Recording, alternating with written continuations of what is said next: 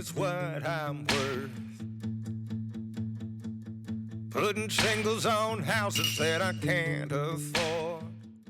I have flown, Desert Storm, Iraqi Freedom, Afghanistan operations, Kosovo operations. Yeah, they love it. Everything I've heard, talking to them, hearing feedback secondhand from people that are talking to them has been very positive.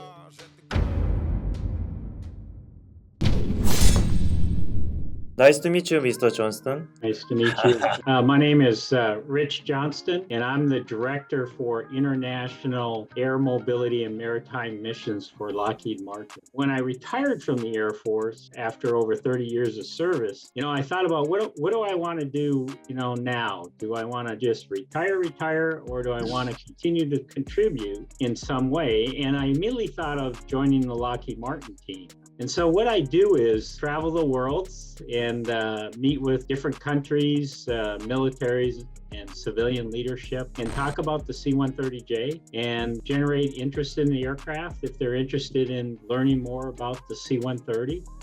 이사님께서는 정말 이 일에 자랑스러워하시는 것 같습니다. I really am.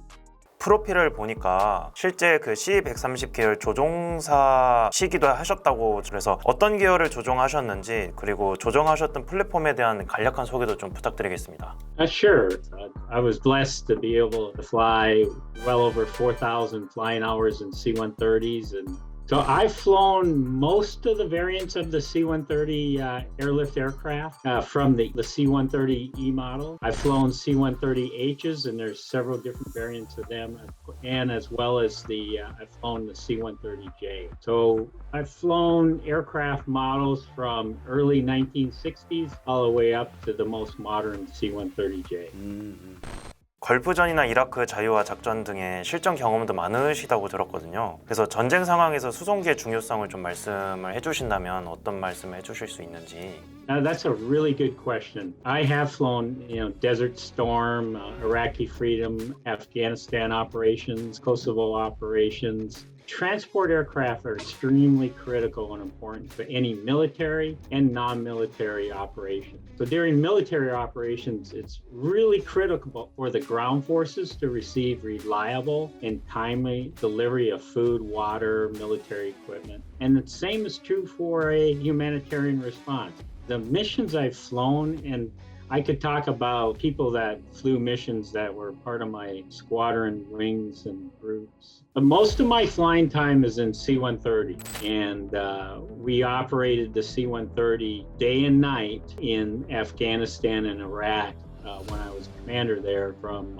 2002 through 2003. I recall one night in Afghanistan, we launched 6 aircraft to resupply 500 U.S. and Afghan soldiers on the ground. And the C-130J was able to fly in formation to the drop zone and dropped much needed water and ammunition.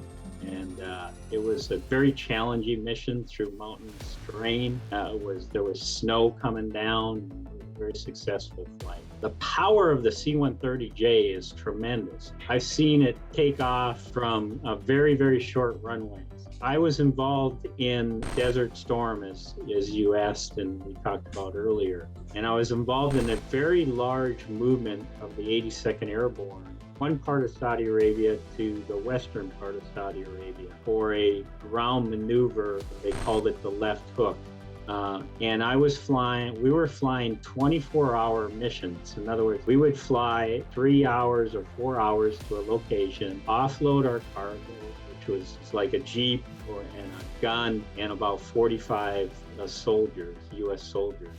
That mission was very rewarding to me personally also, is talking to the soldiers who were positioning to go into harm's way and making sure they had the most comfortable ride and they had food and water on the aircraft. So they were in the best possible mental state that I could provide before they enter into combat. 아까 인도주의적 도움에도 수송기가 중요하다고 하셨는데 이거에 관한 경험도 얘기해 주시면 좋을 것 같은데요. Sure, there's on the peacetime side was delivering baby food and regular food and water after a natural disaster. hurricane that struck Puerto Rico, and I was flying C-130 relief missions in there. It's so critically important to get to a particular location within 72 hours. Ideally, you want to get there within 24 hours. 어, And so you pack up and load the aircraft and you plan your mission and you get airborne as quickly as possible. With C-130s, it's one of those aircraft that when people on the ground see the C-130 tail, they see it as bringing hope to them. And that was always important to me. So 40 years ago, I started flying C-130s. While I worked at the Pentagon, I was involved in purchasing C-130s for the United States Air Force, and I helped other countries buy C-130s. Now, I wouldn't do that unless I believed in the aircraft. 앞서 말한 힘겨운 미션들을 수행해내신 것과 C-130의 애정에 대해 정말 존경을 표하겠습니다. Thank you very much.